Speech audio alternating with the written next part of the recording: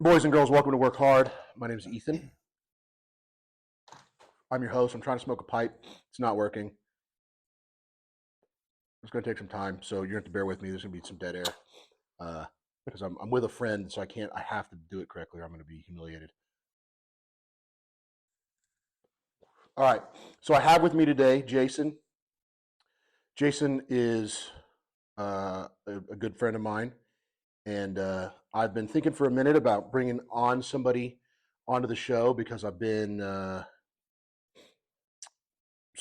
want another voice, want somebody that could have a different angle from me, and I think some accountability to help me keep this thing going more consistently. Jason is the buddy that I thought would fit the bill the best, so here he is. Jason, say hello. Hello, everybody, boys and girls. Boys and girls. I think according to the stats, all 40 of the people that listen to this are boys.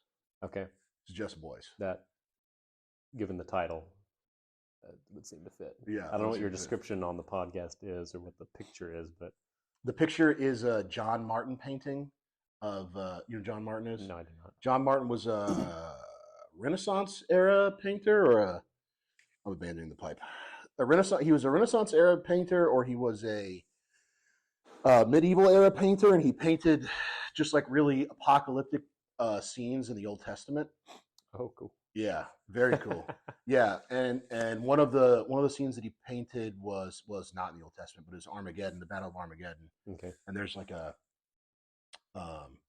there's a corner of the painting that's a gigantic white like marble stone, Mm-hmm. it like clashing into a very deep like red and black like onyx stone, and this is very very pretty. So it's that picture, and then it has like a stylized like what would you say? It's like a 1980s style kind of multicolored font that says "Work Hard" over the image. Okay. Yeah, yeah, that's the yeah. You'll have to show it to me later. Yeah, I'll show it to you. I'll show it to you. Now that I've half committed to this podcast. Half committed, Oh, that's yeah. the art we're going with, huh? Yeah, exactly. All right. Yeah, what have I tied myself to? Yeah. So the reason I brought Jason on is Jason is how old are you? I'm 35. Okay, so Jason is 7 years old. Yeah, 7 years old. I did some quick math there, dude. Good for you. Yeah, thank you. Jason's 7 years older than I So am. you're 23. 23. What? Your math is better than mine, I guess. You're 35? How can I be 23? Dude, don't mess with me like this right now. You don't do it. You're going to send me for entire loops. I can't recover from that. Yes, Jason's I would say several steps further ahead in life than I am. You've got three more kids. You have 4 kids. Yes, Four children, yep. Yeah, you have 3 more kids than I do. Ages 7, 5, 3, and 5 months. Okay. Yeah, 5. Yeah. And you've had 6 months. one career that you developed and chose to step I away started from. out as a paramedic. That was my first real. I had a slew of your normal beginner jobs, Yeah. retail and whatnot, part-time stuff, and then got into being a volunteer firefighter and EMT, and finished up my paramedic, and went to work for a private ambulance company. Was there for 8, 9 years or so, somewhere around there. 2 years ago, gave that up because they decided to mandate the vaccine, and I said no, thank you, and so I had to leave. Yeah. And then you moved out here. Yeah, and that kind of jump started our. So that was in Oregon, and we had been thinking about moving out of state in like our 5-year plan. Yeah. And then COVID hit, and prices skyrocketed where we were, and in our next state of choice, which was Idaho, Yeah. because that would have been closer to home, and we couldn't afford that anymore. And we started looking around and narrowed it down to Texas as our best option, and moved out here and met Ethan. We're setting up shop here on a little piece of property and building a house. Yeah. Yeah. Yeah. So you're several steps further down the road than I am in life. and I think this kind of content appeals to a certain person, and that person either lives some actual version of it or fantasizes about it and looks at Instagram pictures of like farming and homesteading and living a little bit more independent from the system. And you're very much in the middle of doing that for real. Yeah, we started there though. Yeah. Yeah. I mean, everybody Number of starts years. there. Yeah. Yeah. No, my wife. Well, actually, I was applying to be a firefighter. That was my dream job. Okay. Nobody dreams of being a paramedic for a private ambulance company because private ambulance companies are for profit and they're, they cut practically every corner they can because that's how you make a business survive. And Yeah. but there's a lot of burnout. Yeah. And so people jump to being a nurse and jump to being firefighter paramedics or physician's assistants and things like that. Those are kind of the three main transitions. Okay. Maybe physician's assistant less, but mostly firefighters. Yeah. So they suck up a lot of the good paramedics out of the. Okay. And I was never good enough at interviewing to get one of those jobs, but I got really close once. I got a conditional offer, and then I failed the psych evaluation because I did not go into it prepared at all. For some reason, they told me it was going to be, they're like, it'll be an all-day thing, bring a lunch. And I was like, it's a psych eval, and I'm not crazy. That was my logic going into it. And I took hours longer than anyone else to finish the questionnaires, overanalyzed everything, and then was a nervous wreck by the time I talked to the psychologist. And that didn't go well, I guess, because I got a rejection letter. That's awesome. I got rejected for being... And I was pretty down about that. And my wife was very sweet and was like, whatever you want to do, I'll stand by you. And so apparently it was, I don't know if it was the next day. I'd have to ask her how soon it was after she said that, but it was within a week. And I was like, I want to be a farmer. And she's like, well, okay, what? Yeah. I was like, too late. You already said. No take backsies. No take backsies. You said anything. Yeah. So we looked around and looked at, tried to make something homesteady work. Yeah. And did, read books and watched YouTube videos, lots of Justin Rhodes, lots of Joel Salatin stuff, and did some stuff at home. We did what did we do? We did like meat chickens. We raised meat chickens on some friends' property in conjunction with them. So we tried to get our fingers into farming and homesteading stuff as much as we could. Yeah. On living in city properties, and had some backyard chickens and whatnot, which was a load of fun. Love backyard chickens. And we liked everything we did and couldn't find property we could afford that was close enough for me to also go to work. So living near a bigger city where the jobs are. Yeah. So that was the problem. Yeah. Couldn't start over because we were kind of at the edge of our finances, so I couldn't afford to start over. Yeah. Absolutely did not want to go back to school. I'm not a good student. Yeah. Hated school. So I wanted to be doing things. I loathed debt, so I didn't want to go back in and just live off of student loans to pay off. So I avoided that like the plague. And I was like, we figured the only way to really make it work was to cash in on the bloated housing market in Oregon and move out here and buy property where we could afford it. Yeah. So here we are, and that's the short version of our journey. Yeah, that's awesome. That is awesome. Yeah, and so all those experiences, I think, have contributed to you having a. I think it's obvious that we have fundamentally very similar worldviews. Yes, but they have manifested into played out in much different ways and avenues. Yeah, very different ways. Because I'm a business person and a tech guy, and we have very different lifestyles, and so I think it's very valuable. One of the problems that I think is maybe developing or has developed or whatever, and needs to be kind of reined in, is this I don't want to use super. I don't want to pigeonhole the idea, but I don't really know what else to call it. But idolatry is rampant in this idealizing certain lifestyles, thinking that if you're a God-fearing Christian or you're a true conservative kind of culturally minded person that's going to play out in a specific lifestyle. And so I want to counter that narrative by saying, you know, Can you give me an example? yeah, like one of the ones that's really popular is the like Windleberry sort of like The everybody, idyllic farmland. yeah, return to tradition type. I don't know if you're aware of that meme. Have you seen the return to tradition meme anywhere? Is this related to trad wives? Yes, it is related to I trad just wives. discovered trad wives. Yes, Wow. yeah. This is another reason. This is another reason why I thought this was going to be a fantastic pairing, because you're so removed from the internet and I'm so attached to it. How long have trad wives been around? Because I learned about them like a month for ago. a couple years ago. For a couple years, for a few years now, trad wives have been a thing. The return meme. It's return, but you spell it with a V instead of a U. So you return to tradition.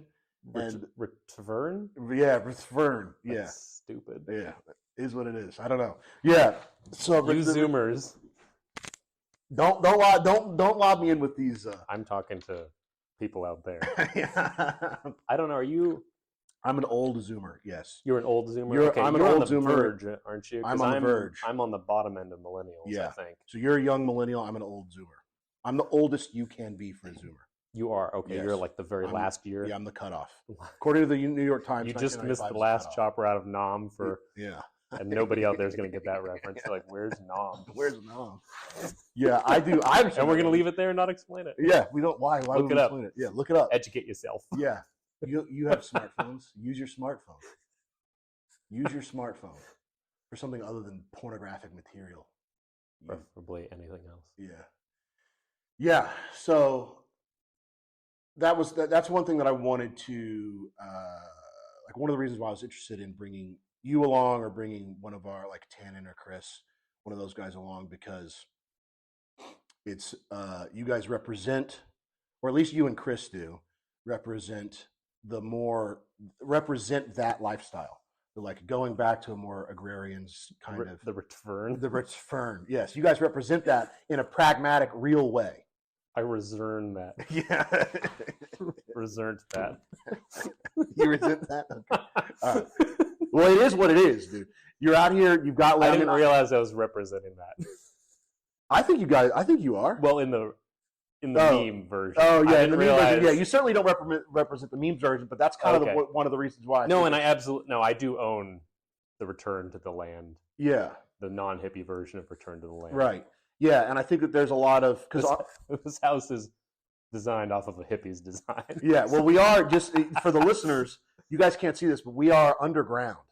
I guess we're not underground right now. So we're not Earth technically sheltered. underground. Yeah, we are in a hole, and we're sitting in Jason's soon-to-be home, and he's Hopefully soon. hopefully soon to be home, in 2 shipping containers that he's welded together. We're in the ground. It's a 10-foot hole with 2 shipping containers put into it, Yeah, with holes dug around the sides. yeah. So you like can look out every and see 9-year-old daylight. kid's dream. Have Mhm. you seen the meme online that if you put like a group of guys, like one guy, just around dirt long enough, they'll just start digging holes for no reason? It doesn't surprise me, but no, I haven't seen that. Yeah, that's like guys on the beach will just start digging holes. It's kind of how often do you think of Rome? Well, I'd only dig a Right. hole. Only dig a hole to build a wall to keep the ocean out. Yeah, yeah. Keep the ocean out of the hole. Yeah, out of the hole. Yeah, yeah, yeah, yeah, yeah. Exactly. Yeah. So you guys, I think, represent a pragmatic, real version of that. It's like because there is a sort of like removed dream that people have in their heads that if I could just move out of the city, or if I could just do this, if I could just live this type of lifestyle, I'll be happy, or I'll be able to experience peace. I won't be at the mercy of this system that hates me or whatever. Which I think, if I could, mine's a little more concrete than that. I think if I could yeah, flesh that out as Yeah. far as what I think and how I came to this. please do. This is about my earliest memory of what I would like to do as a kid. I remember going to, it was like something between a grocery store and a farm stand. So it was Yeah. like an enclosed farm stand. Yeah, So it was a seasonal thing. Oh, what was it? I wish I could remember the name. But it was in Newburgh, Oregon. If anyone's listening from Newburgh, Oregon, it was like Bill's or something like that on the anyway, downtown. Yeah. I think that's what it was. Cracked concrete floor, wooden stands that have just loaded with vegetables and fruit, very kind of you know, a little bit more of a bygone era feel to it. Yeah. And I think somebody was sweeping, and I have had this image in my head, and I don't know if this is true for that little stand or not, but I was like, this is kind of the family grocery store. Yeah. A family runs this. Like the kids are sweeping up the floors, the mother's running the register, and dad's loading the produce and restocking everything. And I was like, I don't, and I always maintained this, that I didn't care what I did for a living, but I wanted to do it with my family. Yeah. And my earliest desires were to be married and have kids. Yeah. And to have a family, regardless of whatever I ended up doing to make money. So that's what that kind of grew out of, what this has grown out of. And I guess we won't get into specific books, but in doing research and reading, I think I found that, or at least I imagined that farming was kind of the classic, that's how you keep your family together, and everybody has jobs to do that are together, and how you stay home. Now you work from home, but it's in a different sense. And so you get to see your family regularly throughout the day, which is great. Right. And I want to be able to see my family regularly throughout the day, but also have them involved in the work around the house, in the business. The business is what we also do to support feed ourselves, but also sell the excess. Yeah. And that's kind of what I guess that is the idyllic. Yeah. That's the return, I guess. Yeah, the return to tradition. The return to tradition is about keeping family together. Yeah. Not because it was like easy. And it's like whenever we told people that we wanted to farm, it always sounded naive to people, I think. Yeah. Because people are like, oh, you can't make any money farming, or you have to have millions of dollars worth of equipment and whatnot. But there's been plenty of examples.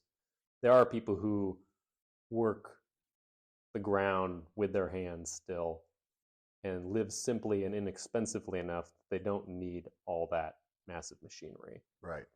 And hundreds of acres of monocultures, which is a single crop. Right. So mono one, like all corn, all soybeans, all whatever. Right. Just to be sucked up by Costco. Yeah. Or turned into corn syrup to make us all fat. Yeah. Yeah. Anyway, that's my tangent. Yeah, no, that's a great tangent. I love it. Yes, and that's exactly what I'm talking about, is that you have a pretty direct experience of what it's actually like to do that for real. And you are doing it actively, whereas like we're not making a living doing it. Sure, but you understand the work that's like, you obviously, like, we're sitting in something that in a home you're building with your hands. Yes. And that's an experience that you're having. You're obviously not like diving into you're not naively diving into some project you don't understand or some. No, I think I'm slowly proving that I'm not. Right. Exactly. I'm becoming less and less naive every day. Yeah. Every time I try and do something down here, I'm like, oh, I don't know what I'm doing. Yeah. Whereas I come from the other end of, I think, a similar spectrum where I think I'm more inclined to be more metropolitan. I like cities, but I mean, obviously moved out of one, so I don't like them that much. But there's the kind of consensus on the internet right now is that like this, you have kind of two. I guess this isn't the consensus on the internet. Actually, this is the point I want to drive home, which is that you have two angles you can take if you want to end up in a more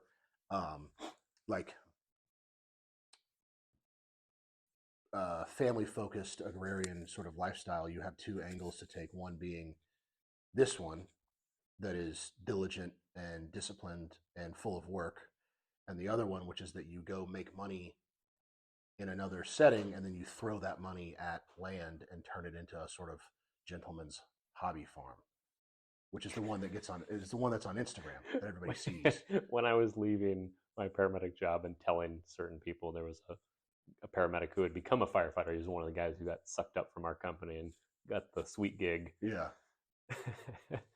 uh, and he was like, "Oh, you're gonna be a farmer?" Like, yeah. He's like, "Yeah, I could see you being a good." He's like, "You'd make a good gentleman farmer." Yo, dude, what did you hit him? I would have been like, what are you talking about? Well, Dude? I I'm was gonna like, be a "Well, farmer. I was like, what is?" I was like, "What is a gentleman farmer?" Because I hadn't heard the term before, and he's like, "It's like more like a Hobby hobby." farmer. I was like, "Okay." I Thanks, think I bud. left it there. I didn't know him well enough to be like argue with him there with the patient on the gurney. Dude, after the first, The conversations are brief in EMS. yeah. Somebody's in trouble, and you're like, "Gentleman farmer, huh? We'll talk next time we have a call in this neighborhood. yeah, We'll pick this up 3 days You from now." gotta email in pictures of your first herd of sheep. Be like, I sold this wool, I made money, idiot. Yeah. Who's a hobby farmer now, dude? Dumb firefighter. Enjoy your next sepsis patient. Yeah, dude. Yeah. Try not to step in all the poo. Yeah. I am stepping in poo over here. That's right, but it's animal poo. Yeah, it's animal poo. It's not less gross. Dying human poo. Yeah. Yeah. So I think that there's what am I trying to say? I think ultimately the point that I am trying to make almost in everything I do, every time my wife brings up some problem or asks me what we should do about some different thing or whatever, my like ultimate point comes down to like there's balance in everything. And I think that was a huge part of what Jesus was trying to tell people, is that there's moderation and balance in everything that you do. I mean, even our pastor was talking yesterday about this sort of Pharisaical law around the Sabbath and how legalistic and specific it had become. And Jesus came in and was like, listen, it's the spirit of the law that ultimately is the thing that we're focused on here. Right. Not obeying every little tiny rule. Yeah. And so I think in the realm like getting a ticket for going 1 mile per hour over the speed limit. Right. Yeah. Like, yes, technically, but really, officer? Yeah. I understand that I was technically breaking the law. I was technically speeding, of what but we're like, doing. Really? Yeah. $150, please. Yeah. I have to come back here. I have to come back to this. That's a big. Can I just pay you directly? Yeah, far less hassle. Right now? I'm not offering a bribe. I want to pay the state or the department. Yeah. The $150. Please don't mistake me. Yeah, $150 is actually not that big of a problem. Ow, that hurts. That hurts. Those are too tight. Yeah. Ow. What do I do about my car, officer? Please.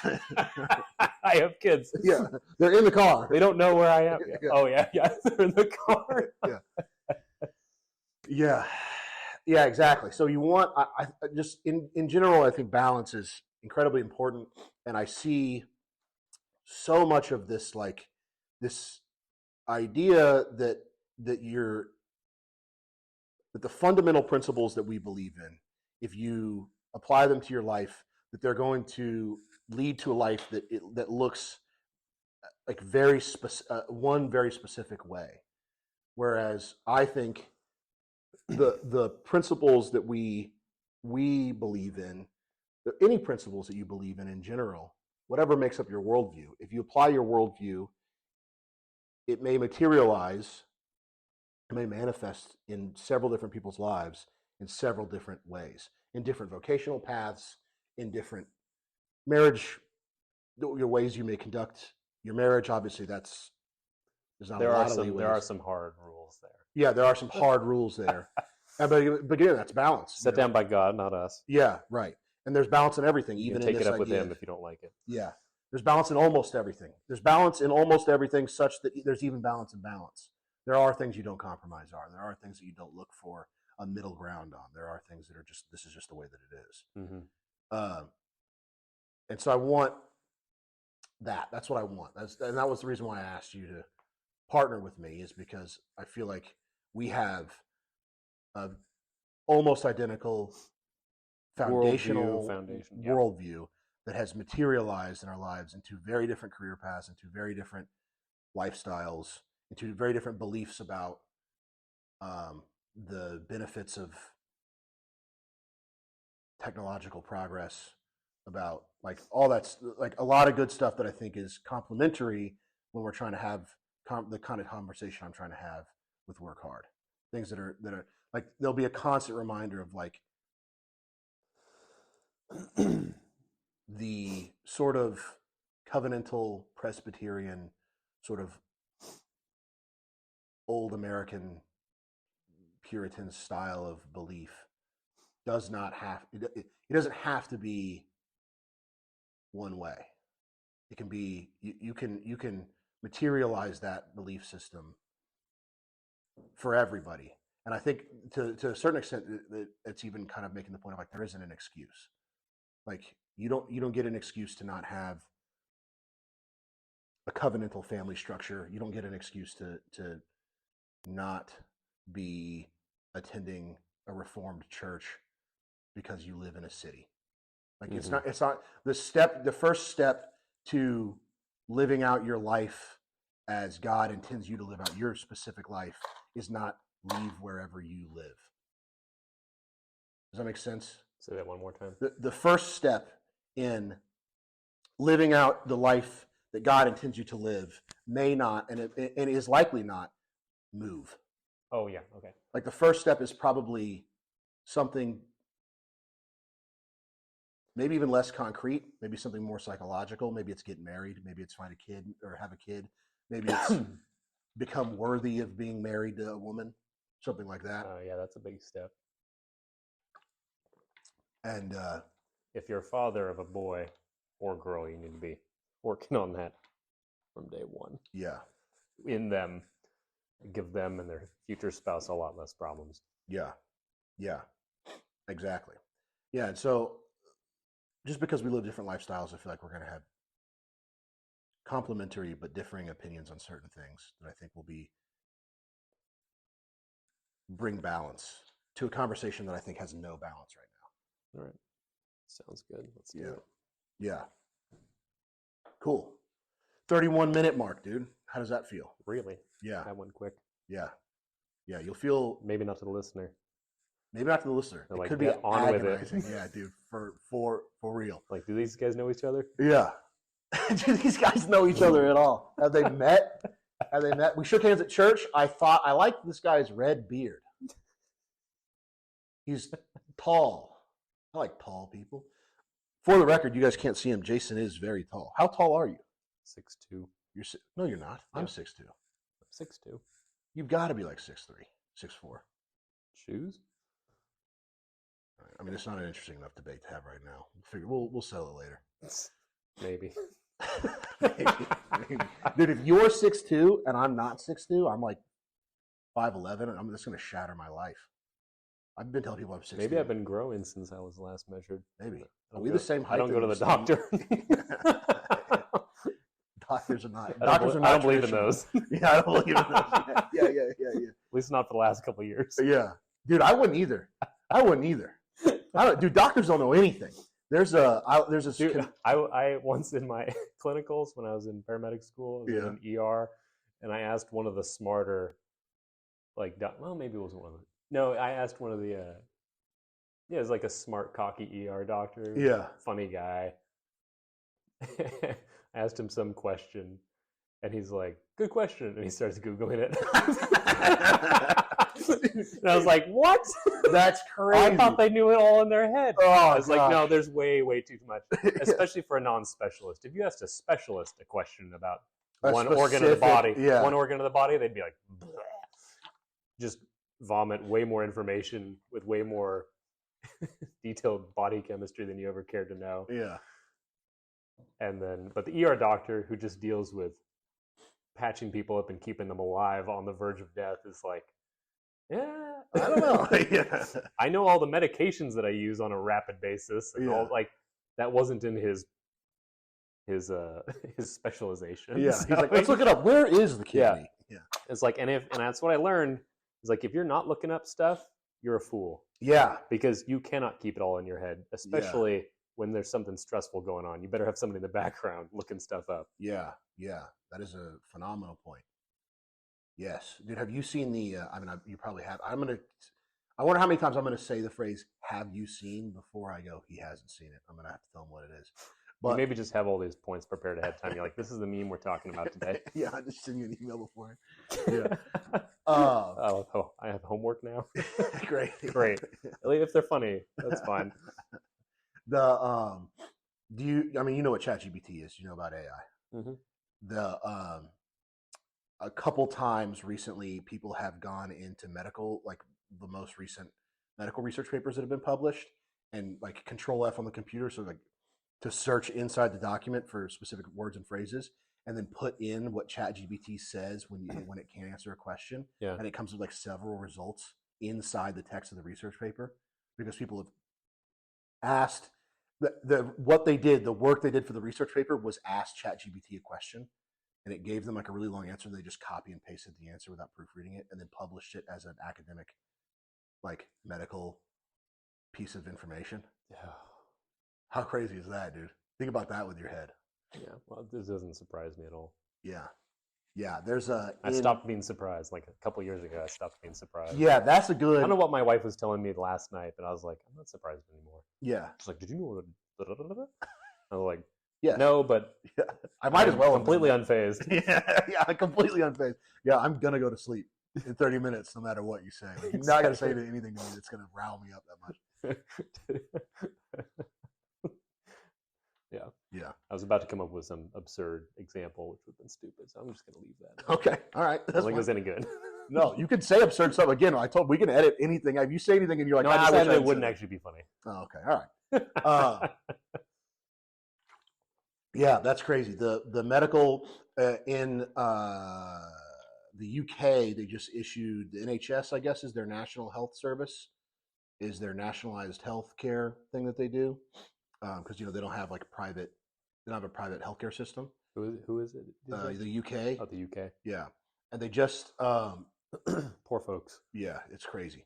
They released a warning to like medical staff or like dispatchers or something, or like people who are direct, they're receiving like active prolonged care from the NHS.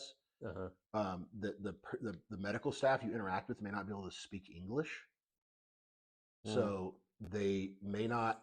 There may be like telling them like don't do this specific thing may cause a problem because they don't understand. And so there was some like somebody died because they like told them like make sure to aspirate the needle or whatever, and then they didn't because they don't speak English. They don't know how to take instructions in English, and so they just did whatever they wanted, and it killed the person, which is crazy. Excellent. Yeah, excellent. Sick. Just yeah. Some Jamaican. Can you imagine that you may or may not have fought in a war for your country or whatever. You're like an old guy. It's time to go home and just sit on your couch and hang out. And some like North African Swahili speaking individual comes into your house, stinks like curry, and then kills you. I can't even. Can you imagine that? Can you imagine having a like? Again, I had this idea. Well, even that aside, I had this idea growing up. It's like, well, all medical personnel are just the best of the best. Yes, and I think that was a fair assumption maybe 20 years ago. Maybe. Okay. I don't know. Yeah.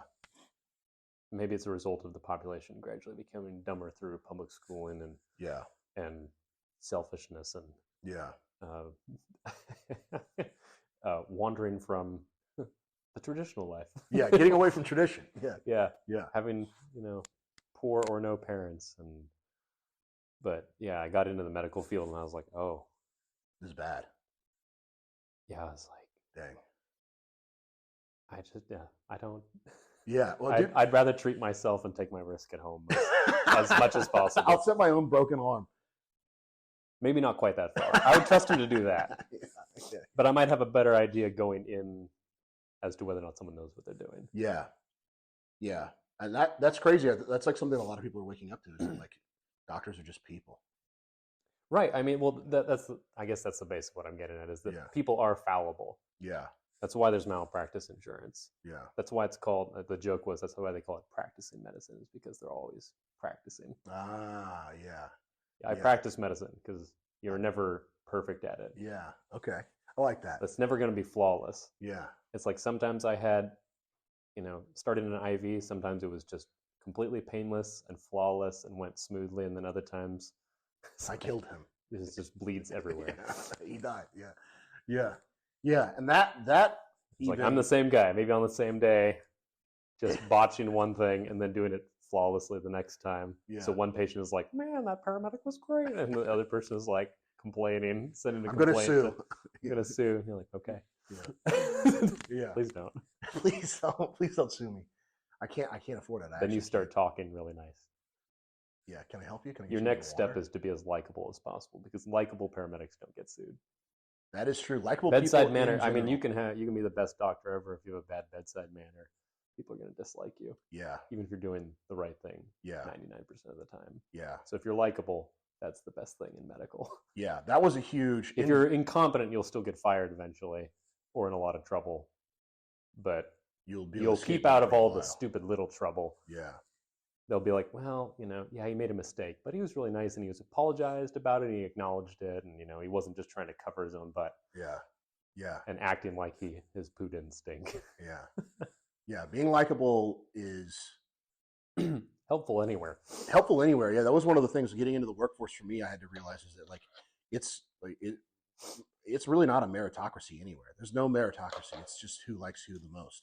Like you never get out of the like high school level kind of like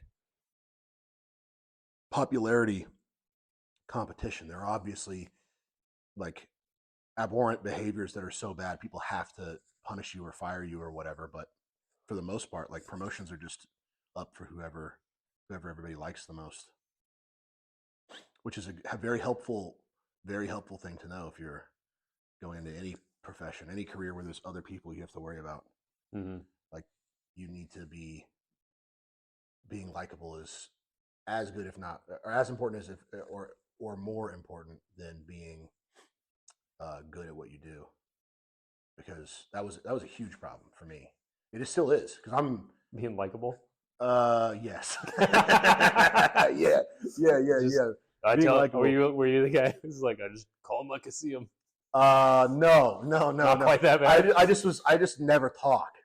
Oh. We're just like in meetings where whatever we're like in our Slack channel. Slack is the like intercommunication. And we never heard from Ethan. Yeah, it's just like you never say anything. Like whenever we're like, oh, like we have scheduled happy hours, so it's like you're gonna hang out. Everybody's gonna get in a Zoom meeting and sit with our drinks for 45 minutes after work and talk. Like what? You're never there.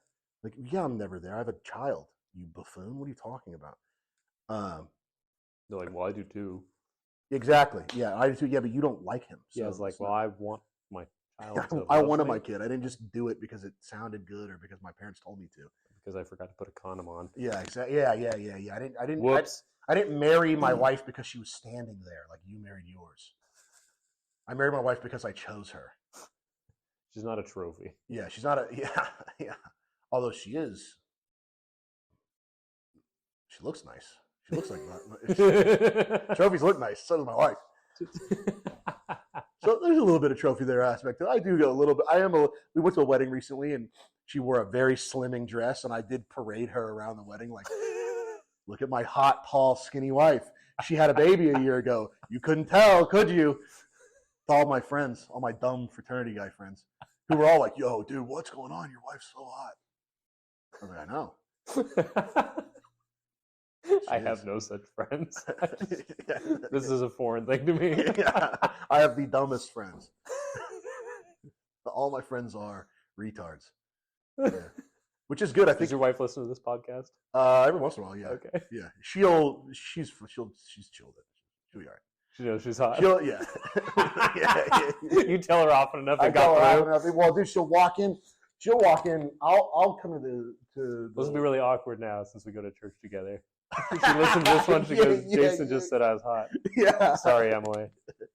She'll be all right. I was using his words. I don't usually use that word. Yeah, she knows where it's all in jest.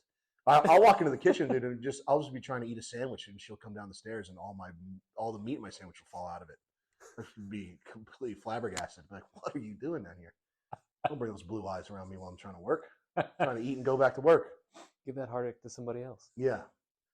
Dude, the one of the things that I wanted to talk to you about, which I thought was an interesting point of conversation, which ties into the medical stuff, is because I've been reading, or listening to. I'm not smart enough to read, so I have to listen.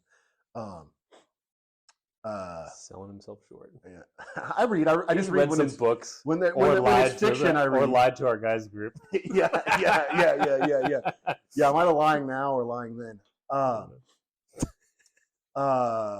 The Man of the House. I was listening to Man of the House, and You are listening to those. yeah. I take back what I said. Maybe he doesn't actually read these books. Or they're all, you're like Devin, who's just like, the audiobook's easier. The audiobook. It is the audiobook when you're trying to when you're just trying to get information in there. Sometimes audiobooks can be a little better because you can speed them up, so you can do like 2x listening speed. I can read. I know. I can read really There's fast, another but I can podcast I listen. listened to. They were talking down about the speed listening. I can't remember why. I think it's not good for you, but Those guys can kick rocks, dude. The speed audio listening is the best. You do have to stop though. You have to like every 10 minutes pause and think about. Like whereas if you're just reading it or listening to it at a normal speed, you can consider what you're hearing as you hear it. yeah. But the book he was what's his face Wiley was talking about something that C.S. Lewis talks about, which is I think is intellectual whatever. The point is that people look back on people from the past and just assume that they were dumber. Right? Not true. Right. Have you ever looked at an 8th grade exam from the 18th century? Yeah. Or from the 19th century, sorry, the 1800s. Right. It's like you wouldn't be able to do that as an adult Yeah. after college. Yeah, certainly. The thing that I think is a more compelling thought is that when he wrote that book, this probably was the case. He was probably right. People probably did suffer from a bias where they thought people from the past were dumber. I think now, at least people in the circles that the material I read, the stuff that I come across, the conversations I have with people in real life, indicates to me that the people in our sphere suffer from the reverse problem, where they assume people today are dumber than they were 100 years, 200 years ago. Whereas I don't think that that's necessarily the case. I don't think doctors are dumber than they were or more malfeasant than they have been in the past. I just think people are people, no matter what time you put them in. Like sin, the temptations of sin come for you. There's certainly different levels of knowledge available to people from different eras. Yeah. And so their level of knowledge in a certain area would definitely be higher or lower depending on their country, economic status, education level. Right. But they're still people. So are these people assuming that we evolved to be smarter? Is that? I don't know. I mean, I think that there's just some level of like, I don't know, maybe like pride or something that just comes into being like, well, I'm a modern person. I get to. Oh yeah. Well, I'm more sophisticated. Yeah, now. I'm sophisticated and modern. I know not Yes. to be racist or whatever it is that you. Like. No, we're not. We still sacrifice our babies. Yeah, exactly. That's the example I've heard. It's like we still offer blood sacrifices. Yeah. Don't think we're not a bunch of pagans. Right. Nothing dancing changed around a fire. Right. Which is we just don't dance my... around the fire anymore. Right. We do it in a medical room. Yeah. Yeah. We've sterilized everything. We've made everything. Oh, it's all clean and free of bacteria while we punch a hole in this baby's head. Yeah, and you also don't have to look at it. That's one of the big things. Like, exactly. We'll pretend it's not really there. Yeah. We'll just say it's not a person. Yeah, it's out of sight, out of mind. You don't have to acknowledge it. Exactly. We're so smart now. We can talk it all away. Right. And so my assertion is that it's not that anybody's smarter or dumber than anybody in any other time. Although I think that's probably true. There's to some like the people in the early industrial revolution were malnourished and lower IQ and smaller than people were stunted. Yeah, 200 years before that, people were much better fed. They were bigger. Their IQs were more. Sure, that's an era as opposed to just a timeline of history gradually growing one way or the other. Right. So era to era, people might be dumber. They might know less. They might have less. They might be less equipped. And from certain movements. Right. From certain movements. Like, the hippies being doled by drugs and everything would certainly be dumber, I would say. Yes. Right. Yeah. So you might have certain populations of people that are dumber than others. Populations, yes, I think populations and movements and groups could be Yeah. categorized that way. Yeah. Yeah. But I think if you look at like the two or 3 or 4,000 years of human history, the 4,000 years of human history that's existed, like if you just average that out, people are just people. And there's different challenges in different eras. It's not like we're it's not like the hand we got dealt is uniquely sinful or uniquely bad, No, which I think it has its own challenges. Yeah, but I don't know if you remember this on our initial phone call 2 months ago when I came up with this idea. Was that the kind of the message I wanted to get out there is yes, BlackRock wants to buy up all the homes. Yes, there's paganism rampant everywhere. Things are bad. Boomers messed everything up. The economy sucks. What are you going to do about it? You know, like the before there was electricity, the challenges people faced were that there was constant, like every single day, a tribe from 100 miles away could come over the hill and murder all of the men and take all the women. Like that was a legitimate thing you had to deal with constantly. Or being like eaten. There's still entire populations of the planet that have to worry about, am I going to get eaten today? There are challenges everywhere. And that's what I don't know, maybe I'm more exposed to doomerism or whatever. What Ethan and I definitely agree on is that you should not just lay down and be like, oh no. Right. Yeah, things are bad, so I'm not going to try. Exactly. It's hopeless. Right, it's hopeless. I mean, unless, of course, you're a black person in America, then, of course, it is hopeless. And It's there's hopeless. no It's hope. There's Only no- white people can succeed. I don't know if you knew that. Yeah. They're the only ones that get. That's what I hear they're teaching anyway. That is what they're teaching. Only white people are they're teaching that only white people have been given permission by the Jews to be successful in America. Oh, it's the Jews again. It's the Jews again. Oh man, They're there just every keep popping time. up. No matter where you look, they're always there. I saw a tweet today that was I just had a funny mental image of like the whack-a-mole game, but it's Jews. but it's popping just up. the Jews. Yeah. So they keep popping up. Yeah, that's like doesn't matter how many times you whack them down. There's more. something I got a Borat. The whack-a-Jew. I got him. We're whacking with you. Yeah. I saw a tweet today that was Alex Jones talking to Tucker Carlson. He was on Tucker Carlson's show. They did like a 90-minute interview. Priceless. Yeah. And why are these two worlds colliding? They need to. They need to collide. That's true. We need a collision. So Alex Jones was talking to Tucker Carlson, and he was pointing out that Chinese money was being invested into Hollywood, and a lot of that was being directed towards making content that was destructive, to the country, destructive to the social fabric of the country. Favorable, I mean, to China. Yeah, favorable to China. Obviously. Yeah, favorable to China, and then and very like follow the money. Yeah, promoting the stuff that undoes a nation.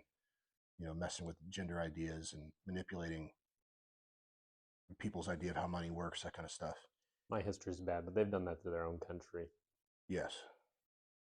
I don't remember exactly what movie it is, but I don't know if you're familiar with the podcast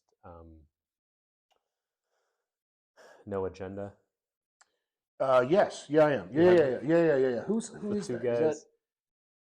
Who is that? Who's in it? I would have to hear the intro. It's Crackpot and Buzzkill.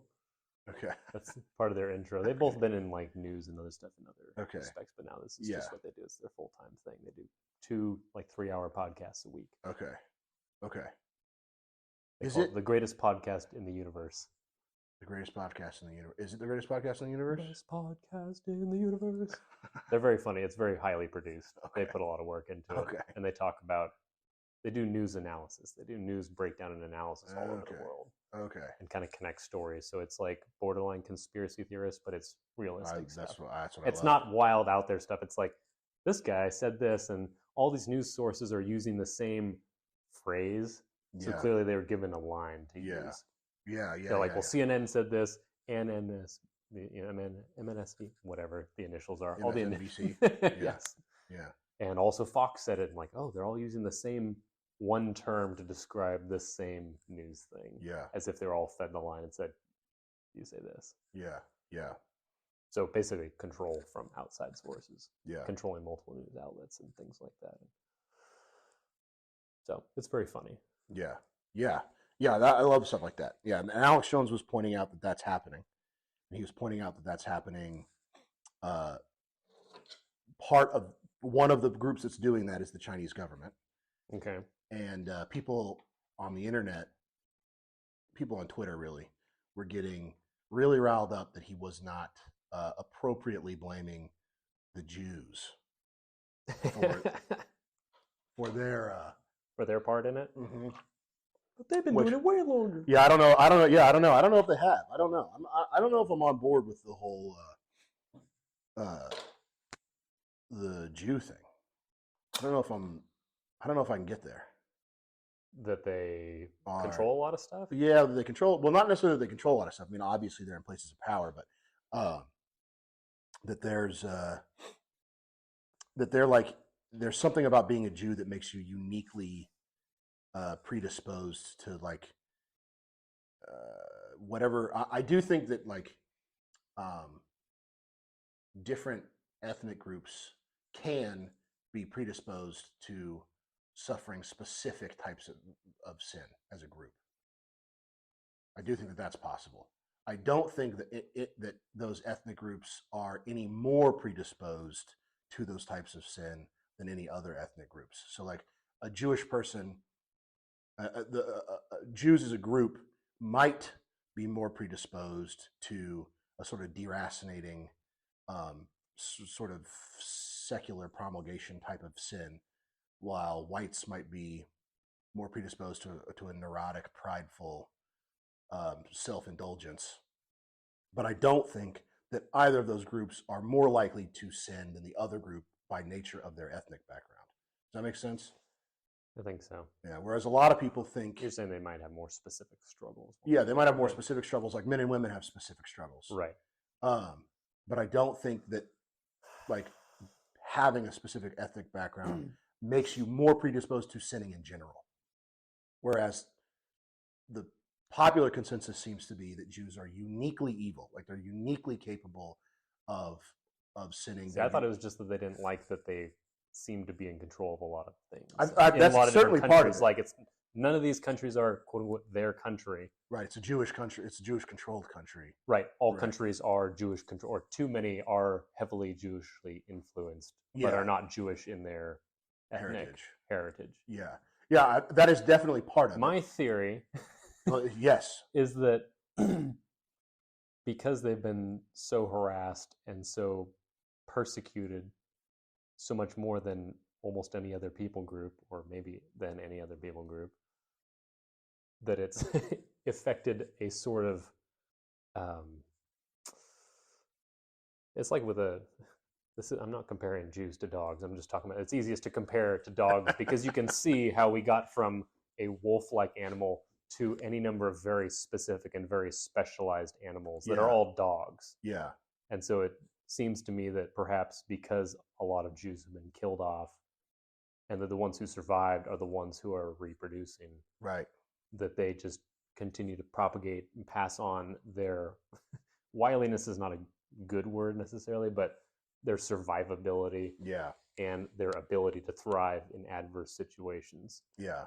And the ones who had power or influence or cleverness to escape such things as persecution were the ones who had children. Yeah. And passed that on, that power influence, to their children. And the IQ.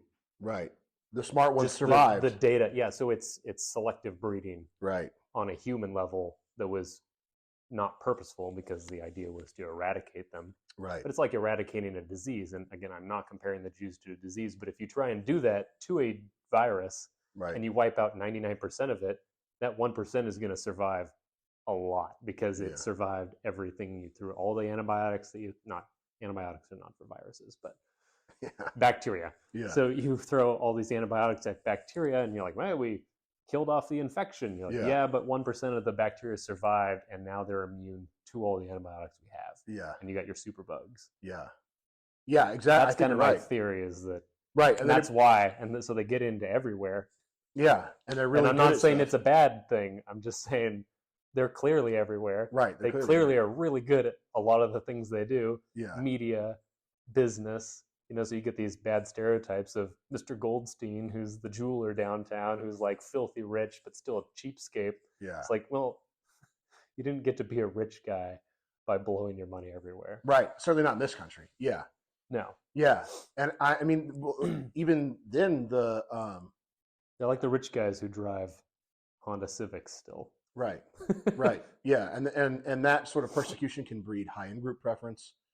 So the nepotism is explained through that way too. Like Jews only wanting to work with, hire, marry into other Jews. Right. So if you're, and who can identify with your struggles. Right. You're like, well, I only can really marry and get along with someone who has also suffered the same things. Right. And if I'm being persecuted as a group, why would I go and marry into a group that's persecuting me?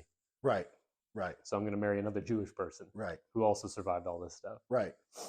Yeah. Or whose grandparents did, who has some right. Exactly. So you understand. Right. So it's, I think that's definitely a big part of it. I have one of my children come in to say hello. Let me hello. Address this briefly. Yeah, go for it. There you go. 2 months. That's how long it takes them to become country people and start just going in, quote, the hills. Going into the hills. Because of this giant pit I dug, there's also giant dirt mounds around, which the children have turned into the kind hills? of the hills Nice. is what they're referred to. Big dirt mounds that grew over with weeds and things, and they've made trails over them.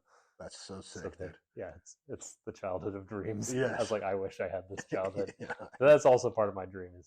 I was like, I'm so happy that they can. They basically live in a giant park. Yeah, they have the hills. Yeah. So yeah. Oh, there was a water line burst this morning.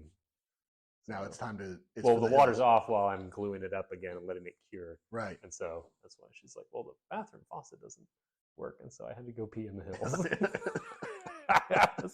All right. Okay. Sounds good. All right. Don't tell your mother. She's becoming more and more okay with it. Yeah. She said she saw Boaz the other day climb out on that. We have a net around our trampoline, and he climbed out on the outside of the net and like just peed off the side of the trampoline. Dude, that's just boy stuff right there. That's just boy stuff. Yeah. Yeah, that's funny. Yeah, Dude, I was never allowed to pee in our yard as a kid, so it's funny to me. Okay. Yeah, we were allowed to pee in our yard. There was a lot of peeing off the side of trampolines in my childhood. But I was raised out here. So we were on my grandparents' farm for many years. My mother likes etiquette. Yeah. My parents didn't. They were very anti-etiquette. I grew up not knowing what a crescent wrench was, so I mean, that's kind of where I come from. Interesting. Office job dad and homemaker, etiquette-loving mother. I never peed in the yard that I can recall. Got into some mischief, but not quite that fun. An office job dad and a stay-at-home mom, but was not an etiquette, which is weird. She was a ballerina. Really? She was not a. But I don't know. That never You would think that a ballerina would be more like posh or whatever, but she really wasn't. Anyway, where were we? We were talking about the Jews, but how did we get here? Back to that. The look on your face this whole time that we've been talking about this has been pretty good. It's been pretty funny for me. It won't be pretty funny for anybody else because they can't see it. But the look of being like, all right, I guess we're talking about this. We don't have the conversation that I avoided forever. The other day. Yeah, this is a conversation. Chris and I were just like, Yeah. Well, I also do tend to be like, but it is fun. I think it is funny. Like the thing I told my little brother the other day was that pretending to be racist is funny. Being racist for real, not okay. Not okay. Pretending to be racist, very funny. And so it is. I do find it comical. Like when Chase gets going, I do think it's funny. But I can't. Obviously, can't get there with him all the time. But yeah, we are. Where are we at? 1:10. You want to do 5 more minutes and we'll wrap it up? Sure. You want to get back to talking about hard work? Yeah, let's get back to talking about hard work. Enough Yeah, about the Jews. enough about the Jews. There's Yeah, nothing we can do about them, and I'm not at all convinced there is something we should do. I about don't them. think there is either. I was Yeah, I like, think we just let it play out. Let the Yeah. Jews do the Jew thing. Yeah, yeah, we're gonna do I'm us. just gonna do my white guy thing. Yeah, on let the my- wasps do the on my- wasps thing. I'm gonna. Are wasps white people? Yeah, Okay. white Anglo-Saxon Protestant. Oh, is that what it stands Yeah, for? wasp. I'm learning so much. Yeah, wasp. That's why I agreed to Wasps. do this podcast, is To I'd be in learn. touch, Yeah, to be in touch. learn what all the slurs Yeah, mean. yeah. I want to know more about slurs. Yeah, So I came to work That's hard. I asked you to be part of it so I could get out of touch. I could get less in touch. I'm trying to get out there. Yeah, we can talk more about working hard, and I think that is what's important about working hard. I mean, I think the thing that my dad passed on some pretty good wisdom to me a long time ago, which is that your circumstances are not going to be the thing that leads you to peace. No, They're not. that is very clear from looking at. I don't know the names of them, but I know. I think my dad gave an example of some basketball superstar, I think, Yeah. who talked about how many women he had been with. Mm. Just, when you are that kind of status, Yeah. you can have any woman who looks like anything that you Yeah. want Yeah. pretty much any time. So you could fulfill your wildest, most perverted desires Yeah. with the woman that you want to, and then she's gone the next day. Yeah. And so he had any fantasy that you can imagine. And if you're a guy out there, which it sounds like all 40 of you are, it's like you've fantasized about some woman before. And if you could have that, it's like it was still empty to him. And he got Yeah. married, and he said, this, I don't know if it's specifically about sex, but it was maybe just about loving one woman. Mm. And the lovemaking was, it becomes lovemaking and not sex. Yeah. Like working hard with one woman in that relationship is infinitely better Yes. than all the one night stands with anyone you could pick out of a crowd. Yes. And that's very important to remember when your mind is just driving 60 miles per hour down the gutter. Yeah. Yeah. And that's there's, I think maybe men in particular, but maybe women suffer with this too, this exact problem. But it seems for men in particular, and me especially, we have to learn like so much we have to learn so many things the hard way. And that experience of having a lot of different sexual partners is like an experience that many men will not ever get. And so they will never experience how terrible that is really in reality. And so you have that fantasy in your head your entire life, and you never ever get to have that kick you in the groin, so to speak. And so it's like you maybe can, literally. yeah, maybe literally. Yeah, maybe literally. Like you can never have that. You can never have that like check. But there's like so many other things that guys can run into. Like I ran into. I used to think that like, I watched. Do you know what Perks of Being a Wallflower is? You ever see that book? You ever read that book? I didn't read it, but I heard the title. I got real sucked into like teen angst movies and books, and I would read them and watch them all the time and like fawn over Emma Watson and like Emma Roberts and stuff and be like, I just want to be a peacoat wearing, depressed guy who smokes cigarettes and has like a really hot hipster girlfriend. And I want that so bad. And I would pursue, to that end, Emma Watson is the. She's Hermione. That's what. Okay. Yeah. Yeah. She used to be pretty. She used to be very pretty. Yeah, she used to be very pretty. And to that end, I would pursue the circumstances that I was looking for that would like lead to me getting half drunk at basement parties and schmoozing with cool kids from New York or whatever. Mm-hmm. And to some extent achieved that. And I got to hear I got to experience what I was looking for and tasted it, and it just tasted like ash, and my point being that if you're searching for, if your thing is like I want to have multiple sexual partners, which I mean, what young guy doesn't suffer from that pull? You may not ever experience that enough to be like, yeah, this sucks. I don't want this. I want to be married. Right. Which, so it's a hard one. That's a tricky So one. take it from people who have experienced that. Yeah. Listen to some people who are on the other side of that. Yeah. Like that. Larry Bird, was he a? Yes. Yeah. Larry That Bird sticks in my that. He's a basketball name, player. He may have been the one. I don't. Who said that? It may have been him. I mean, he's a very, very popular, very good basketball player. I don't He's know. a white guy. What's that? He's white. He's a white guy. Know. You know, Larry Bird has a great. When you said that, I thought about Larry Bird. Larry Bird has an insane quote, which is his dad committed suicide, and like the day after he was playing, Larry Bird was playing a game, and he did like a post game interview or whatever. He was playing the day after his dad committed suicide. Yeah. Oh my word. Yeah, and his. How could you play? I don't know. I mean, I guess you have a job to do. You know, I don't know. Work hard, I guess. Yeah, work hard. TM. And the reporter was like, you know, your dad committed suicide yesterday, and here you are playing. Like, how do you feel? Are you all right? Like, what's going on? And Larry Bird goes, he did what he had to do. That was he knew what he had to do. No, he did what he had to do. Oh my goodness! Like that was his quote. Like his quote, like he was like basically saying like my dad got dealt a terrible hand, and like he just checked out. Like he did what he had to do, which is an insane. Think about that, dude. It's not what I'd say. Yeah. I won't agree with that. Yeah. Yeah.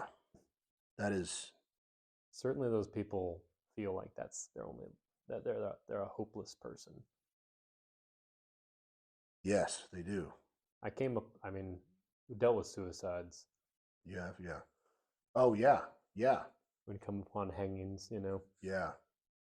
There was one who was like I think it was a 16-year-old boy, hung himself in his room with parents downstairs. Holy smokes, dude. Didn't get him back. He was gone. And it was, his dad was beat up about it, obviously. Yeah, I could imagine. It's like, if you're out there struggling with that sort of thing, I think people who are on the other side of that, or if you've ever struggled with depression and have gotten past it to some degree, it's like that stuff, for the most part, a lot of that teen angst, I guess I'm talking about this doesn't apply to Larry Bird's father, obviously, who's a lot older, but young people who commit suicide, I think a lot of it is situations that will disappear in time. Yeah. And hormones and things that are confusing you that will pass. So don't give into that when you're in the throes of depression, because a lot of times there's light at the end of the tunnel that you can't see quite yet. You just need to, you might need to crawl 5 more feet on your belly before you see the glimmer. Yeah. Just hold on. Just keep going. Find a hotline, something. Yeah. And maybe you need to take yourself out of the situation you're in. But I get how it feels hopeless. People who commit suicide, I think, they're hopeless people. They have lost hope. Yeah. It's very sad. Yeah, it is very sad. And it's usually like the situations I saw, like it was their family who came for them and found them. Yeah. It's like there were people who cared about them. Yeah. Who were kind of powerless to help or just a little too late. Yeah. It was really tragic. It's like they didn't want them to die. Sure. Yeah, certainly not. Yeah. And that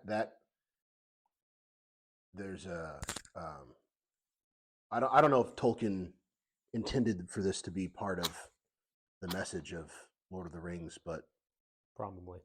Yeah, probably. But he did he say, was smart enough. Yeah, he did. It's probably in there. Yeah, he did. He did say that Lord of the Rings is about death and about dealing with your own death. And so maybe it was that, but the idea of like just taking one more step, like just like, which is a good thing to bring up in a podcast called Work Hard, where it's like in your most desperate hour.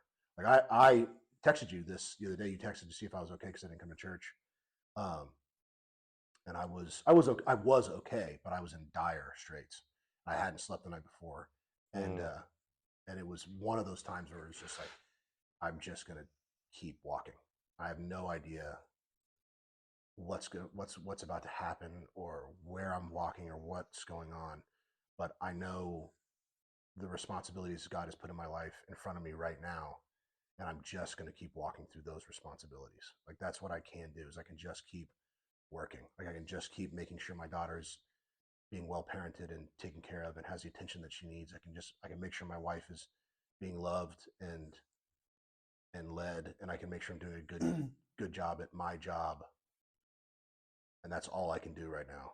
I think there's one takeaway for this podcast episode. Working hard is not about you and your self-fulfillment. Yeah. Yeah. It's not about you. And that's how you avoid suicide and depression and the doldrums of just malaise. Inactivity and malaise. Yeah. Is you have to keep going because other people depend on you. Yeah. And that's a very... not just that other people depend on you, because maybe they don't. If you're a teenager and nobody depends on you, which is maybe why teenagers are prone to suicide in some instances, is there isn't anything else keeping them going because nobody depends on them. Yeah. I think for a man, people have to depend on you for you to feel your worth. Yeah. In a lot of ways. And yeah. That's sometimes very hard to find, especially in jobs that don't care about you, and they'll replace you the next day with some other idiot. Yeah. And you get to feeling like you're just the next idiot to fill that meaningless job position. So, but you need to better yourself to the point where you do have people depending on you. Yeah, someone will, if you stick around long enough, if you don't give up. Not even suicide. Like I watched so many of my friends just give up. Like I was a cook for a long time throughout college, and I derived a lot of identity from that, and I even entertained it as a career path for a while. And I watched so many of the friends that I made in that time give up and just go, yeah, I'm just going to work for beer money or money for weed or whatever. And like just subsistence living. Yeah. And they're like, you might as well have killed yourself. Like it's like that level of like checking out. Taking yourself out of the equation. Mostly. Yeah. And if you just don't give up, you will come to a place where people will depend on you. And that's, I think maybe for young guys, sometimes a little scary, the idea of people depending on you. Especially when you feel pretty worthless. Yeah. I remember, I just told my wife this again the other day. She's heard this story multiple times. And so this is, I'm building my own house right now. Yeah. I did not start out knowing how to build my own house. I think the impression maybe, at least that I would have had, is that people who, kind of like with the doctors, your impression is just that they are better people. Yeah. People who build their own houses are just better people at whatever, like, oh, they just know how to do things. Yeah, they just came out knowing. Yeah. No, I've been watching YouTube. I've been, working with people. You seek out opportunities to learn things. Don't hide your inabilities. Yeah. Everyone starts out in the same place of not knowing stuff. And maybe if they grew up on a farm or out in the country, they're going to know more stuff by the time they're 16 than somebody who grew up in the city. Yeah. As far as handyman, building, fixing their own stuff, figuring stuff out. Right. And your family situation has a lot to do with that too, of course. Yeah. Oh, but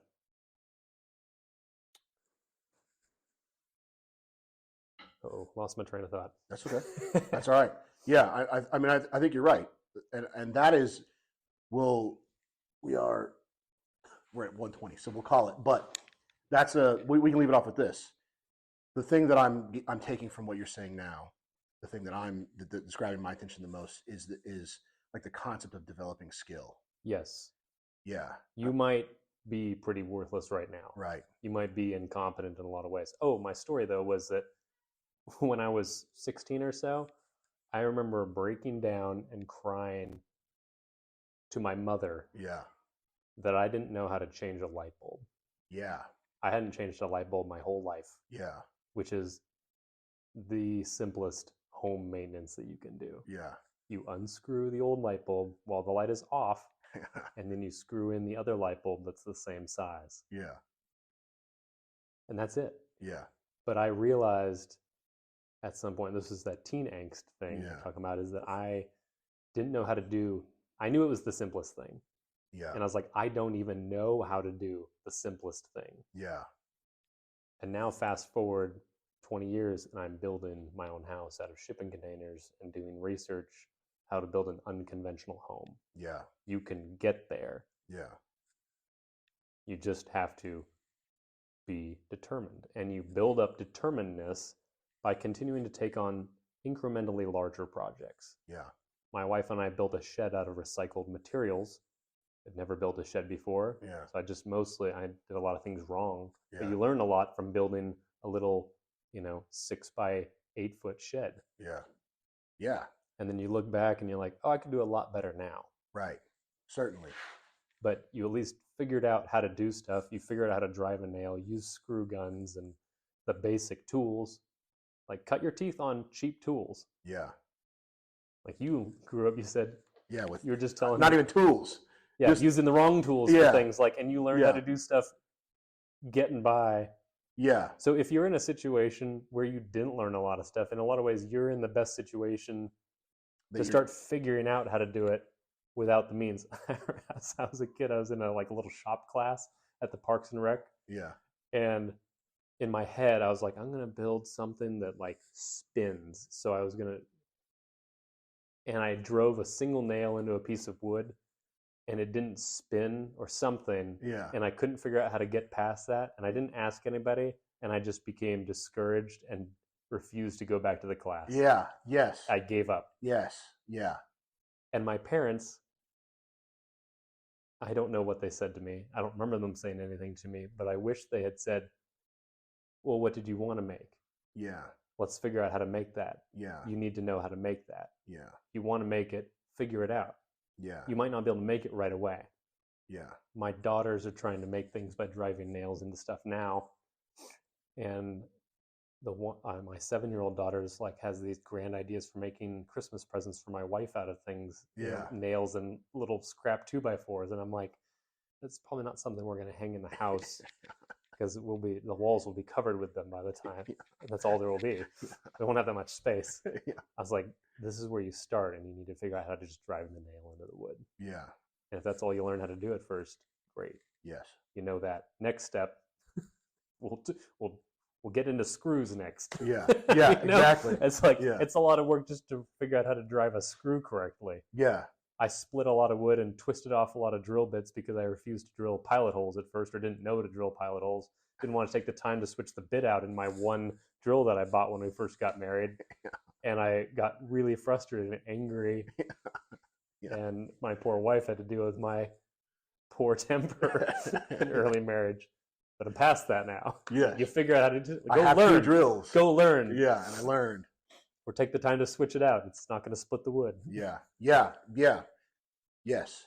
Yeah. And that was, nobody ever taught me how to develop a skill. And I think if someone just teaches you that, Yeah. you can teach your children that. Yeah. If you don't have a parent who's going to teach you that, find somebody who will, or YouTube is full of really basic videos. You have access Yeah. to how to learn that stuff. And you'll have to practice them. Yeah. Once you watch you a don't YouTube get to video, do it once. You're not an expert once you've watched the YouTube video. Yeah, that was my parents paid for me to get guitar lessons when I was, I think, 16. Mm-hmm. And I would go to them every week, and then I would come home and I wouldn't practice anything. And 2 months in, I was like, why can't I play guitar? You're supposed to be teaching me how to play guitar. Once you teach me how to do it, I should be able to just do it. And that was, it took me into adulthood before I realized that you didn't put in the work. Yeah, that you have to practice something to develop a skill. And that's very I was in your shoes. I was as useless and retarded as every other 14-year-old boy is. Mm-hmm. And now I navigate extremely complex corporate structures. I spend all day talking to CEOs of multi-million-dollar companies and navigating business deals. Mm-hmm. And that I didn't, even when I started doing that, I didn't realize what I was doing. When I started out as a salesperson, that entry-level sales job, I still at that point in my adult life didn't know how to develop a skill. I didn't understand what that was like, how you did that. And it wasn't until later in life that I learned It's like the ultimate life hack, just knowing how to figure something out or having the Yeah. determination to go, I don't know how to do that, and not stopping there Yes. Yeah. and Yeah. finding an avenue, at least with a Google search. How Yeah. do I do this? Yeah. It's like the thing that makes the difference between a successful person, Mm-hmm. and define success however you want to Between define that it. ER doctor Right. who was like, instead of saying, I don't know, it's a good question and leaving it at that, he's like, let me find out for you. Right. He was Exactly. a good ER doctor. I'm not saying he was unintelligent for looking it up. Right. He knew he had to look it up, Right. and he knew where to find it. Yeah. Yeah. Exactly. And you don't always know where to find it. Yeah. And that's sometimes the hardest part. Yeah. There's some things with building a house where you can't formulate a question, I found, that gets you the information. You have to watch a lot of stupid YouTube videos before I come across something by chance Yes. and kind of piece it together from multiple aspects Yes. or from multiple sources. And I'm like, I think that's what I'm supposed to do. Yes. You try it and you're like, that didn't work. Yeah. Yeah. It's it's like a snowball, because it does, your talents and skills do snowball. And I think that is like a really frustrating thing for young guys, Mhm. is that the amount of energy you have to exert to get just even a little bit of knowledge, Mhm. a little bit of know-how, a little bit of money at the beginning is so exponential compared to later in life. Like even 5 years after you start out, You're like, $100 is a lot of money. yeah, $100 is a lot of money, and then 5 years after you start out, your snowball is increased by maybe an order of magnitude in its surface area, and so every rotation it picks up 10 times more snow, Mhm. and so you get 10 times more resources. Like your ability to acquire resources and knowledge, even 5 years later, is so much greater than it was when you started out, and so much greater than it was when you were 14, when you were just this like brat. Another thing, people who know stuff love to talk about that stuff. Yes. It's something you should know. Yeah. So don't feel afraid to go talk to a tradesman Yeah. or talk to a business person, Yeah. whatever you want to get into or whatever you want to know about more, and go talk to older people. Yeah. Don't talk with your own Friends. Like if you've got a church group, Yeah. go talk to the older guys who do whatever kind of business you're interested in Yeah. and be like, look, I'm kind of interested in this. Could you tell me some about it? Can we get coffee sometime? Whatever. Yeah. Which is a piece of practical advice that if you're looking for a group, go to church. Yeah. If you're a young guy and you don't know, and you're just like in a place where you don't know what to do, you don't have an identity, you don't know what your vocation is going to be. You're not doing anything else. Yeah, you're not doing anything else. You're just working. Go to church on Sunday. Yeah, go to church. Start there. Like, don't the advice that you'll get on the internet is go start. And if you go, oh, I work on Sundays, find a church that has a meeting on a different day. Yeah, or get another. There's job. another part Yeah. of Yeah. figure it out. Yeah, figure it out. Figure it out. Don't stop there. Yeah. I can't go to church because I work on Sundays. Yeah. Trade to get the Sunday off. Yeah, do something. Do something. do Get something. a different job. Yeah, get a different job. Trade to get the Sunday off. Go to a church with like a young singles group on Wednesday nights. Make friends there until you can start going on Sundays where all the adult men are. Right. Yeah. Exactly. Yeah. Figure out whose dads do whatever you want to do. Yeah, there's in the U.S. there's got to be a church like every 10 miles at And least. trade your time for free. Right. Apprenticeship is something that needs to come back Right. big time. Bring donuts. Just ask to hang out. Well, maybe some people's work some guys might bring you along. Yeah, dude, I had at the gym. Hey, can I tag along with you for a day on your plumbing truck Yeah, and just watch you? yeah, And you explain, so I understand what 3/4 inch versus 1 inch pipe looks like, and what the different, like PVC versus PEX versus iron versus whatever. yeah. Like, what do you want to learn about? Yeah, I had a kid who was about to graduate from high school, who worked at or didn't he was I knew him from the gym. I knew him from boxing, and he was a really good boxer. He's better than me, and he asked me what he knew. He had this kind of vague understanding that I was a salesperson and that I worked in the crypto world, Mm-hmm. and he also had a vague understanding that you could get a Lamborghini by having lots of money, and there's lots of money in And cryptocurrency. He wanted the Lamborghini. Yeah, and so he wanted the Lamborghini, so he came up and asked me more about what I did, and asked me like, which was Did he ask you about intermediate steps, or did he just go, "How do you get a Lamborghini?" Well, yeah, it was kind of he was like, listen, I want this, I want this, I want this, and he kind of. I feel like you're going to be able to get that. Uh, You do. Yeah, he's like, so I know you make money, and then he asked me point blank how much money I made, which was very funny. And You're like, not Lamborghini money. But... yeah, I was like, not Lamborghini money. Yeah, not by any stretch. I get making Lamborghini money. And I was like, but I can show you how, in theory, to make Lamborghini money. And so he skipped school a couple times and came and sat with me in my office, and I showed him how to make cold calls. And we're not advocating skipping school, but I mean, if you're going to public school and you're skipping it to go learn a trade, Yeah, you're learn probably a better off. skill. Yeah, you're probably better off. Yeah, I mean, he obviously like his parents knew what was happening. Like I didn't. Oh, really? Yeah, Oh, that's awesome. yeah. I They're didn't, like, yes. I wasn't like I was like, don't you have school? And he was like, yeah, whatever. But I don't care. Well, I was all right. You have to. I have to hear from your parents that it's okay before I allow you to. I'm not, as an adult. I'm not gonna be man, part of like, this. Yeah, I'm not going to be part of you like rebelling against your parents to go do this thing you shouldn't be doing. Yeah. And We'll so, have but I to knew do it on weekends if you. Yeah, I knew his parents too because they came to the gym a lot. So I knew them. So I talked to them before. And so yeah, but I showed him how to make cold calls. I have no idea if he used that skill at all later, and he's quit going to the gym, and I haven't talked to him in a couple months, but I saw him recently. But just do something like that. Like if you're 15, find a guy who has one step above an entry level job. Like find a 25-year-old dude at your church and just ask him what he does for a living. If he's married, ask him what he does for a living. And if it sounds interesting to you, ask him if you can hang out while he's doing it. He will probably say yes. If he can give you permission to hang out with him while he's doing his job, he will say yes, probably. Yeah, and if not, maybe he might have a home project or something he does. Yeah. He'll want to share information with you. Yes, people who have information want to pass it on Yeah. inherently because they have it and they realize how valuable it is. Yeah, and a And church they wish more people, like my boss, yeah, he wishes that they could have a class about just materials, yeah, learning the materials and how to work with the attributes of various kinds of metal, various kinds of wood, because it's all different. There's an insane amount of detail, which can be which is overwhelming. Yeah. For me to even say this. Yeah. Oh, it's mountains of information. Like a master craftsman is a master because they've been doing it 30 years. Yeah. With exactly. one material. Yeah. Yes. Yeah. That's why there's specialization. Yeah. And but my boss just wishes he talks about it. Yeah. About wishing he could pass on stuff that he knows, that he's accumulated knowledge over his lifetime of his 65. Yeah. And you met him through church, right? Yeah. Yeah. So there you go. I asked him for a job at the Bible study. Yeah. He was complaining about the helper he had. Yeah. And I was like, I'll do better than that guy. Yeah.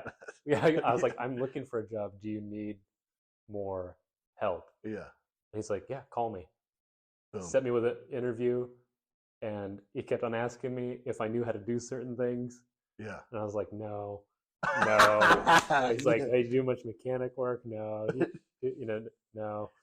I was like, but I'll learn and then fast, at the end of it, when he had talked for he's a bit long-winded, and he talked and talked and talked. And then at the end of it, he goes, well, I think you're going to work out pretty good. There we go. Great. Yes. That's awesome. That was it. Yeah. And a year and a half later, here I am. Working out pretty good. Knowing a whole lot more than I used to. Yes. Excellent. Still learning stuff. Exactly. So the practical piece of advice you can take away from this is just find a church. If you do anything, if you change anything about your life, find a church. Find a good one. Don't go to a tranny church or whatever. There's a lot of those out there these days, I guess. Crazy. Tannen was telling me that there's like tranny churches here. Really? Yeah. He was saying that he went to a church service where they were like, from the pulpit, the pastor was like, listen, this is in the Bible. We don't necessarily believe everything that's coming from the Bible. It's an outdated document. Oldest statement, an inaccurate statement in the world. Yeah, it's crazy. All right, man. I think we did it. I can edit this down to, I might have trouble editing this down to an hour, but we'll get it down. I'll edit out the dead parts and see what's left. You might edit out the Jews. I can edit out the Jews if you want me to. I can take that out. You don't have to. I just mean, if you think it's applicable to work hard. Oh, well, I am down to let topics to cover all kinds of various topics. Flesh out. Okay. Yeah, to fill an hour of talking, like you're gonna have to. You may sometimes have to go off topic, and there may be jokes and fun kernels of information we can dig up from certain stuff, and getting topical is also entertaining, which helps people stay. Does the show have an email or anything, any way to contact and say, I liked this? Can you talk more about that? Feedback for the listeners, from the listeners? Yeah, so on the Substack, there's a comments section for each episode. So you can comment. Get giving feedback. Do you want to hear more about the Jews? Do you want to hear less about the Jews? Do you want to hear more about Larry Bird? Do you want to hear less about Larry Bird? You like anecdotal stories? Do you like anecdotal stories? Do you like topical stuff? They'll keep coming whether or not you like them. Yeah, they will keep coming. Yeah, and I like talking about current events. So the topical stuff also won't stop. But I can tell you that these microphones will not. I have no idea how this sounds. I cannot wait to get home and hear it. Might just have to redo this episode. We might. It might have to happen. There's something rattling in these headphones. Like I picked them up and shook them when I got them. There's something rattling in them. Nice. Yeah. So there might be a rattling noise going on. Yeah, we're sorry about that. Yeah, we're sorry about that. I'm getting a real. I have a single person reel rig at home, but it is stationary and not designed to be moved around. And Jason's a busy man, so I have to come to him. So I'm getting a mobile rig that will sound much, much better, much more professional. So that'll be hopefully up and running by next time. We're doing this bi-weekly. Are we doing this? What did we say? I don't know if we decided. Weekly. We decided bi-weekly to start. Yeah, we can do this bi-weekly. I might do it. You might get solo episodes in between me and Jason. I don't know. We'll see if I have time or energy. But yeah, this is it, dude. I think this is good. I think we hit a real good flow there at the end.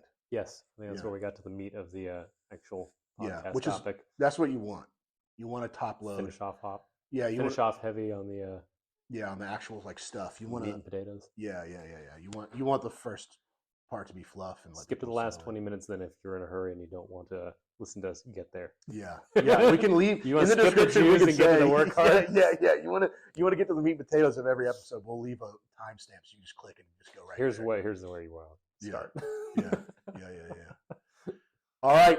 Goodbye, everyone. I love you. I'm sure Jason loves you. Yes. Pray. Go to church. And work hard. See ya.